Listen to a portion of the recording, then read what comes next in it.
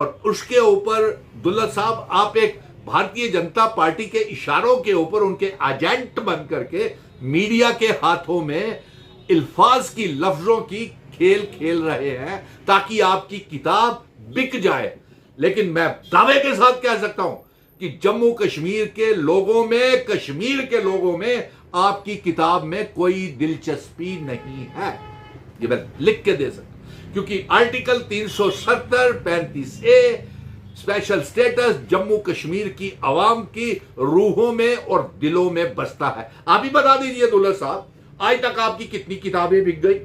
अगर कोई खरीदने वाला होगा तो 2-3 लोग होंगे, या तो महबूबा मुफ्ती बहन होगी, या सज्जाद लोन मेरा मित्र होगा, या अल्ताफ बुखारी होगा, या आजाद ने खरीदी होगी।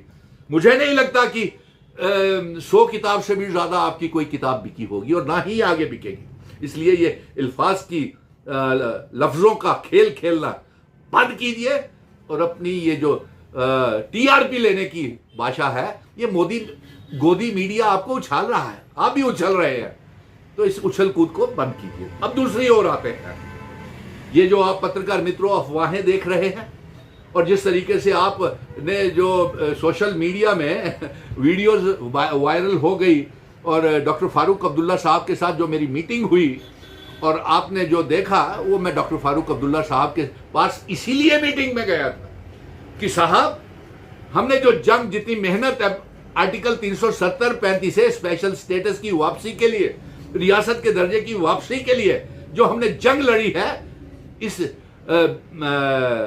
दौलत ने इसको बेकार कर दिया। तो डॉक्टर फारूक अब्दुल्ला साहब ने यह खुद कहा कि इससे कुछ होने वाला नहीं है, आर्टिकल 370 मेरे दिल में बसा है, जम्मू कश्मीर की आवाम और जम्मू कश्मीर रियासत मेरे दिल में बसी है।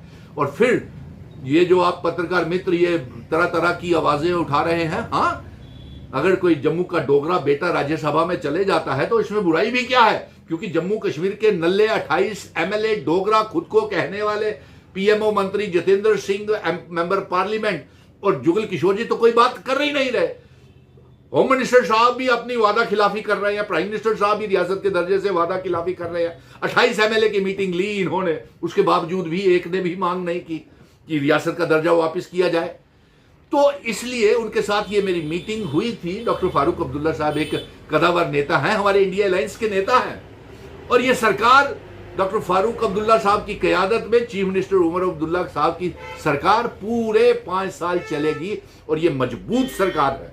भले ही ये अफवाहें भारतीय जनता पार्टी वाले फैला ले कि नेशनल कॉन्फ्रेंस बीजेपी के साथ अलायंस करना चाहती है, बिल्कुल नहीं करना चाहती है, दावे के साथ कह रहा हूं, ऑन रिकॉर्ड कह रहा हूं। और आप लोग जो अफवाहें उड़ा रहे हैं, ये गोदी मीडिया अफवाहें उड़ा रहा है कि आगा राउल्ला 10 एमएलए को लेकर के पार्टी टूट रही है। एक एमएलए भी नहीं टूटेगा, ये मैं बता दूं आपको। कोई नेशनल कॉन्फ्रेंस या अलायंस की सरकार का कोई एमएलए की हॉर्स ट्रेडिंग नहीं होगी, भले भारतीय जनता पार्टी जितनी मर्जी खरीद फरोख्त की कोशिश कर ले। और दूसरा, मैं ये भी दावे के साथ कह सकता हूं कि अगर आगा राहुल्ला को बहुत ही आर्टिकल 370 की है, तो आप वहां 5 अगस्त 2019 के बाद कहां छुप करके बैठे हुए थे? जब मेंबर पार्लियामेंट के चुनाव हुए उससे पहले 370 की रियासत के दर्जे की जंग और आवाज कितनी बार आपने उठाई? एक बार भी उठाई?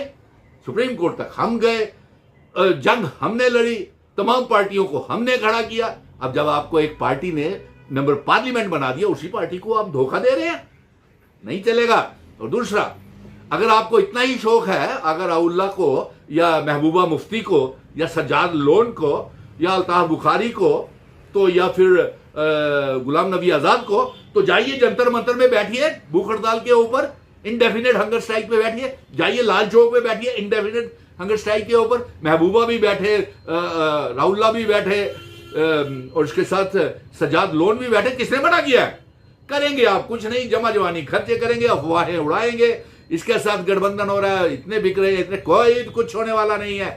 भले ही दौलत जितना मर्जी कमजोर करने की, हमारी आर्टिकल 370 की मांग को कमजोर करने के लिए और किताबों को बेचने के लिए, ये किताब मैं सभी से कहूंगा कोई मत खरीदे, ये झूठ का पुलिंदा है। This book of AS Dulat is